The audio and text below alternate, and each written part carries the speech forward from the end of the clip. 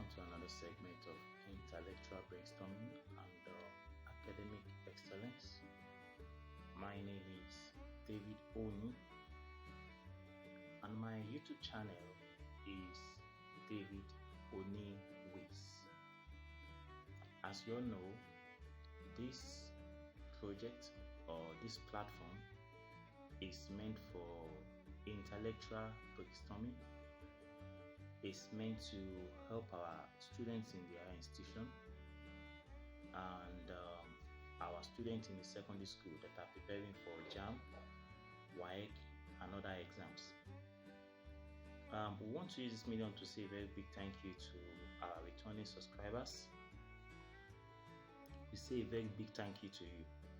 Then for those that have not or are yet to subscribe to our channel, we encourage you to do this by going to YouTube and searching for David Oni Wiz. The Wiz is W-I-Z. Click on the subscription button and leave your comments, and also click on the notification button so that when we have a video, you'll be one of the first people to watch these videos. And don't forget also to click on the like button. Last time I taught on the imperialism, so I want to do a deep, go down very well in this topic, because the other topic I did was just a very short video and I didn't go deeply into it. So in this topic, it's still the same thing, but it's an enlargement of the previous topic on the imperialism. In my previous topic, I said imperialism is an opposition to foreign rule. That was what I said. Imperialism is an opposition to foreign rule. And we went ahead by discussing about this imperialism. So today I'm going to go deep into it. So when you're talking about imperialism, you're talking about a policy of extending a country's power and influence through colonization and through the use of military force and other means. Colonization, and the means of military force. When you talk about colonization, you could remember that Africa was actually colonized. Not only Africa, and some other parts of the world, they were actually colonized by Britain, France, Belgium, the United States, and some other countries like that. So they were actually colonized. So when you talk about imperialism is an extension of colonialism. They have something in common. So imperialism is a policy of extending a country's power and influence through colonization and the use of military force. So when you talk about colonization, imperialism, you're also talking about a policy that is used in international propaganda to denounce and to discredit an opponent foreign policy. So you're talking about a policy that is used in international propaganda to denounce or to discredit an opponent foreign policy. So when you're talking about propaganda, you know what propaganda means. Propaganda is an instrument of foreign policy, and it is being used by the so-called imperialists to denounce the policy of a foreign government or another government. So they use to contradict, to denounce, to discredit the foreign policy of another country. So it's an instrument that is being used as an imperialism. So also imperialism and colonialism, they are almost tied together. They are similar to each other.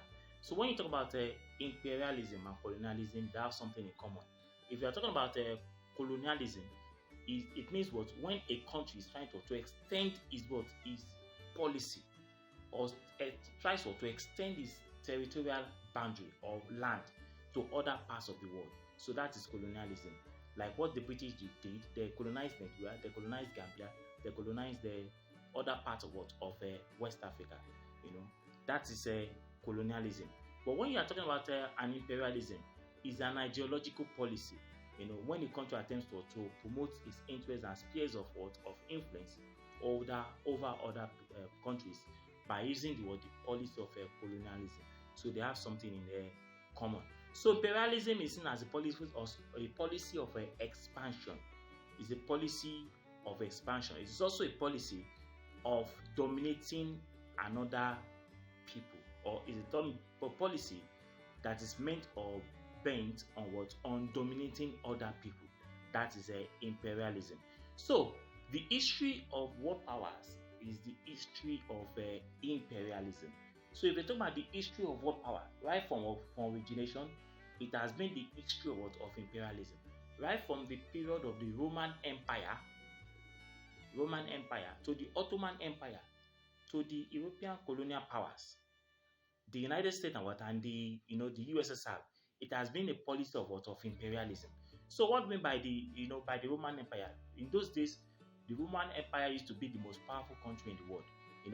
Their territory extends from Rome even down to Africa. So then we talk about the Ottoman Empire, the same thing. It was an expansion of the Ottoman Empire to other parts of the world. Then you talk about the European colonial powers, such as Britain, France, and the rest of them. They extended their colonial powers down to Africa, where they colonized a lot of countries in Africa. And there was no country in Africa that was not colonized, except the Ethiopians, the Abyssinians, that were actually not colonized by the European powers at that time, during the era of colonialism. Like the Japanese too, the Japanese Empire, also have the Japanese Empire, where they ruled from the period of 1868 to 1947. From 1868 to 1947. It was not until the year 1947, after they have lost the war in China, that the Japanese influence in China was actually reduced in that area. You understand? So the British colony also is also not an exemption. In fact, the British were the one that colonized America. At that time, America had 13 colonies. They were actually colonized by what? By the British. The USA, the United States of America today, they were actually colonized by the British. And at that time, America had 13 colonies, but now they have about 54, states in America. So these are the era of imperialism. Then apart from those things I've mentioned so far, the era of imperialism also extended to the era of the Cold War. So the era of the Cold War led to the emergence of what? Of imperialism also.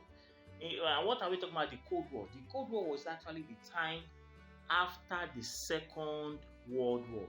The Second World War, America, during the Second World War, America, the United States of America, and the Union of the Soviet Socialist Republic became the two superpowers. And after the end of the Second World War, they became the two superpowers. And because they became the superpower, the world was divided into two.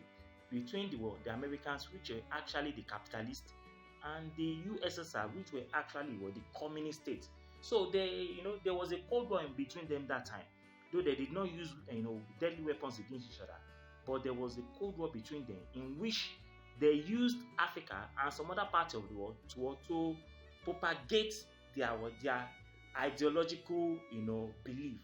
They used Africa and some other parts of the world to promote or propagate their ideological belief, in that they were trying to sell their ideologies to these countries in Africa and in other parts of the world. A very good example of that is the United States effort in removing Fidel Castro from power.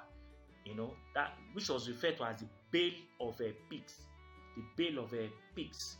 They wanted to overthrow Fidel Castro at that time, but that time the coup did not work out, and most of those guys that partake in that thing were actually caught. So it was referred to that at that time as the Bale of Pigs. The Bale of Pigs. Then also the Vietnam War is also an example of such ideological differences. In Vietnam, there was a war that was supported by the United States and Russia on the other side. That was also an example of imperialism at that time. There were so many wars that took place at that time. The Vietnamese War, the Bale of Pigs, instauration in Cuba. And also we also have the the Cuban Missile Crisis of 1962, where the Union of the Soviet Union of Soviet Socialist Republic were stockpiling weapons, nuclear weapons, at the corridor of the United States, and that almost led to the emergence of the Third World War, until the Union of the Soviet Socialist Republic, which were the Russians, they actually moved away their weapons from Cuba. So that's also a very good example of what we're talking about. Then another form of imperialism is what we call economic imperialism. And a very good example of this is a blatant historical, example in the, carving of China into the spheres of economic influence at that particular time. Now, we also have other examples, like also in 1961, which I've mentioned so far, that Russia, the Bill of Peace in Cuba. Then also another example is that other prosperous nations,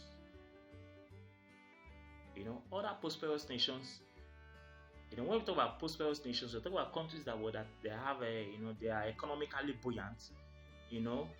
They have displayed modern form of imperialism and traditional form of imperialism to expand their influence using hyper-aggressive foreign policy and limited military intervention. An example of that is Saudi Arabia and China. So also, apart from that, smaller nations like Iran and North Korea have been aggressively building their military capabilities in the hope of gaining economic and strategic advantage. You understand? Another example of this is that America currently retains 5 permanently populated territories or commonwealths in Puerto Rico, in the Virgin Islands, in Guam, in the Northern Mariana Islands, and the American Samoa. So, these are all examples of what? Of, modern imperialism and also traditional form of imperialism. Now, let us quickly, like I mentioned the last time, I said we have different types of imperialism. We have what we call cultural imperialism. We have what we call, military imperialism, social imperialism, economic imperialism, and political imperialism. Like I said last time, I said when you're talking about cultural imperialism, you're talking about how, these so-called superpowers or these so-called prosperous nations or countries they have money and able to superimpose their culture on the developing countries and other parts of the world, where some of them are dressing like them, they dress like them, they eat like them, they greet like them, they talk like them. So that is cultural imperialism. Then we also have what we call military imperialism, where the so-called powerful nations have been able to use their military strength or military force to cajole or to influence the so-called weaker nations, to dance to their tune or to influence them, one way or the other by imperializing them. Now, a very good example of that is that, the invasion of Iraq of recent has been seen as modern form of imperialism in some quarters. The invasion of Iraq after the destruction of the World Trade Center or the World Trade Organization in USA. America actually invaded Iraq at that time, and you all know the consequence of this invasion. Then social imperialism. A lot of people now, they interact, they talk, they do things like the so-called Europeans. Then economic imperialism. Economic imperialism has also had the spheres of influence in developing nations, in the sense that you have the so-called cartel system, you have the comprador bourgeoisie, you have the clientele state and the rest of them, where they dance and promote the ideological ideas of these nations or this nation state. Economic imperialism. Then political imperialism. We've mentioned that so far in the areas where most of these countries or the so-called superpowers have been able to use their military force to to influence the political landscape of some countries in the world, or they kind of interfere in the political affairs of these countries, one way or the other. And by so doing, they are what? They are imperializing those countries. Now, the modern form of imperialism now, it has taken a new shape, it has taken a new way, which is called, globalization. I'm still going to talk about globalization as a subsequent topic. We have globalization. Globalization is an example of this. It's an extension of imperialism now. It's an extension of what we call imperialism now. So now let us quickly look at the theories to justify the imperialistic expansion. What are the theories? I'm going to quickly mention these theories. We have what we call the conservative economic theory, the conservative economic theory. We have what we call the liberal economic theory, the Marxist-Lenin economic theory, political economic theory, and work-class economic theory. I'll mention them again. Very simple. Conservative economic theory, liberal economic theory, Marxist-Lenin economic theory, political economic theory, and worker-class economic theory. So what are these things? I'll mention them one after the other. I'll quickly explain them because of our time. Now, when you talk about conservative economic theory,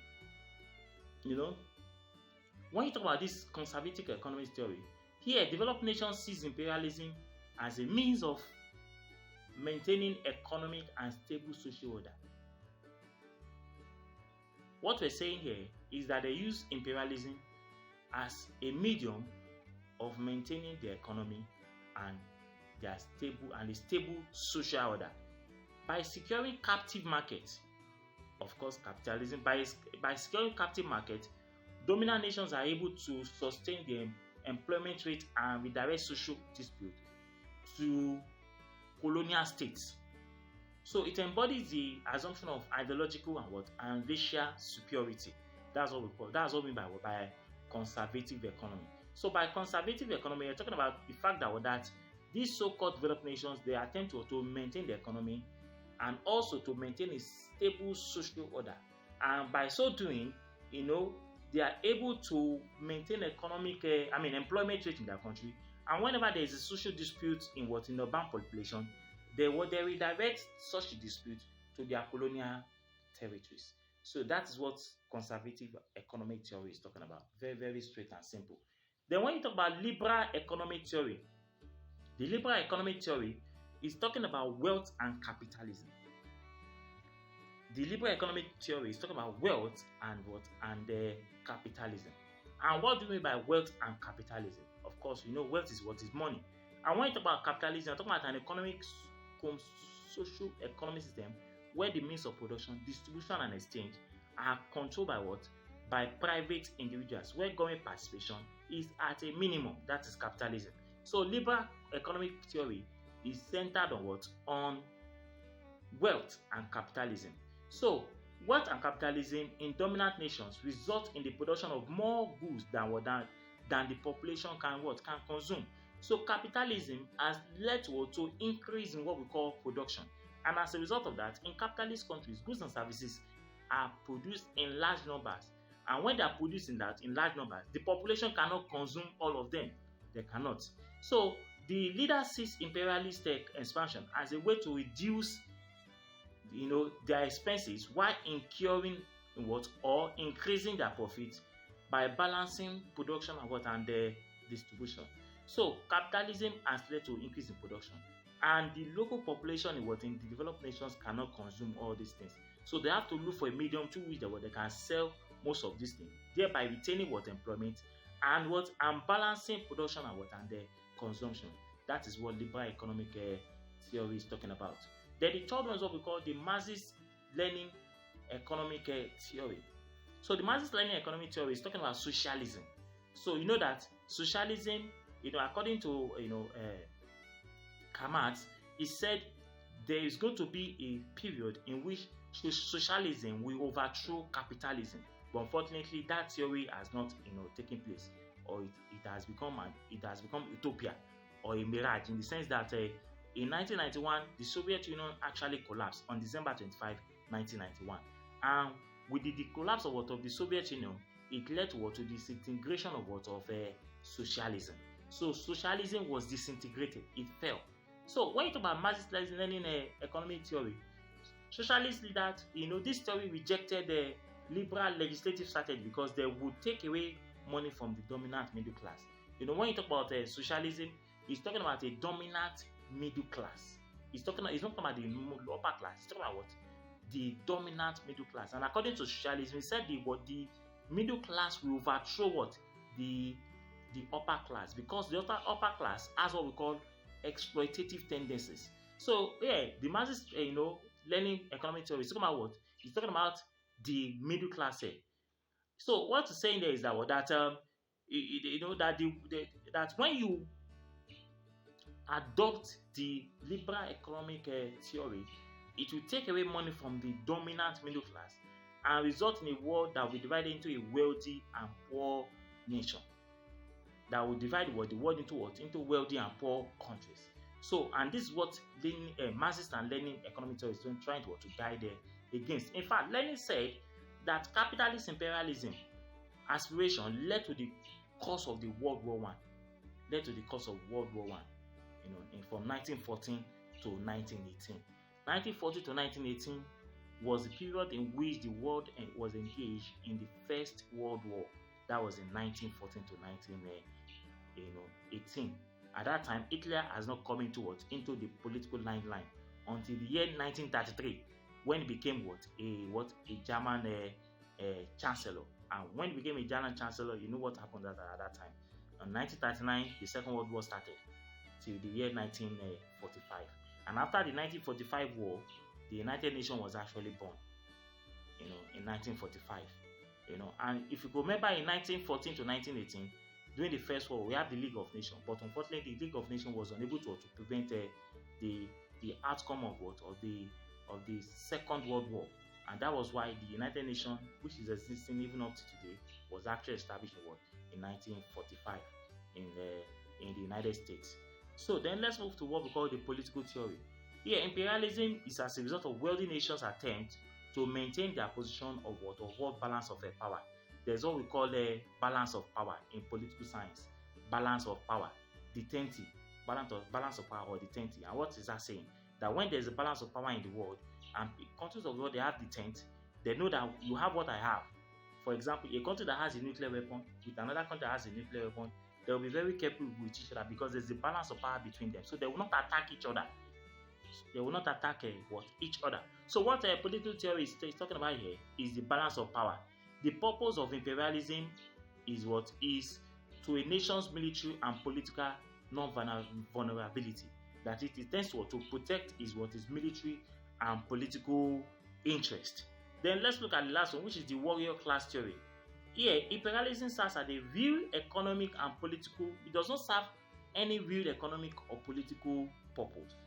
It is a pointless manifestation of the old behavior of nations whose political, process is dominated by warrior class. It's created to satisfy the need for national defense. The warrior class manufacture, crisis that can only be dealt with through imperialism. So the warrior class, they mix one or two things together to create what we call a conflict or crisis. And when these crises are also created, these crises are solved through imperialism. So you can imagine that. Now, what are the the modes or languages or types of modes of imperialism? We have what we call colonies, we have what we call protectorate, we have what we call the spheres of influence. So those are the modes of imperialism. Colonies, of course, during that time, Africa was colonized and Africa was scrambled and partitioned among the so-called superpowers at that time. Among the so-called superpowers, we have what we call the 1884-85 Berlin Conference. A lot of them, like 1890 Brussels Conference, where they actually now decided to partition Africa among themselves and share Africa among themselves, thereby withdrawing the map of Africa, among the French, among the British, the Americans, the Belgians, and a lot of them like that. They actually scrambled and partitioned Africa among themselves during that particular time. And if you remember, in 1900, in 1914, the northern part and the southern part of Nigeria were actually amalgamated. The amalgamation of Nigeria in 1914 by the British government. We're still going to discuss this topic, the scramble and the partitioning of West Africa by the British, of Africa by the British colonial powers. So on this note, we're going to, stop on this topic, imperialism. On this topic, imperialism. We have looked at the meaning of imperialism.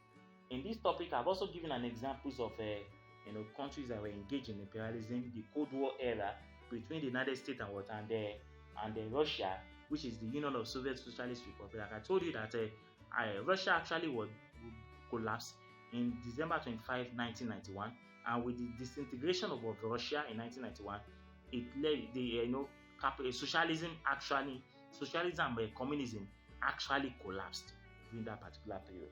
They will also mention the theories of what to justify imperialistic expansion. We mentioned the conservative theory, liberal theory, Marxist theory, political theory, and the warrior class theory. On this note, I'm going to round up this topic on colonialism.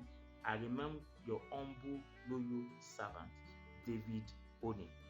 You can help us in this project by subscribing to our channels, leaving your comments and clicking on the notification button, so that when we come up with videos like this, you will always be one of the first person to watch our videos. And don't forget to click on the like buttons. My YouTube channel again is David Oni with WIZ. Thank you for watching. Till we meet next time. Thank you. God bless. Bye bye.